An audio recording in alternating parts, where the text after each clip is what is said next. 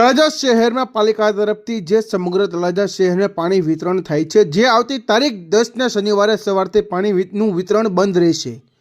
શા માટે તેનું કારણ જાણો તળાજા નગરપાલિકાના પાણી પુરવઠાના ચેરમેન પાસેથી। જી આપનો પરિચય। મારું નામ હરીશભાઈ મેર છે। હું તળાજા પાણી પુરવઠા ચેરમેન નગરપાલિકા। તો હવે કાંક શનિવારે નળ બંધ રહેવાની એવી ચર્ચા અત્યારે ગામમાં સંભળાય છે, તો હકીકત શું છે સાહેબ? હા, સમગ્ર શહેરમાં શનિવારે આપણે પાણી નહીં આપીએ છીએ। સાંઈબાબાના મંદિર પાસે જે નવા કોઝવેનું કામ ચાલુ છે, તે આપણી એક મેઇન લાઈન આવેલી છે, એને દૂર કરવાની હોવાથી સમગ્ર તળાજા શહેરમાં શનિવારે પાણી પુરવઠો બંધ રહેશે। રવિવાર આવી જશે? આ રવિવારે કામ પૂર્ણ થાય એટલે આવી જશે।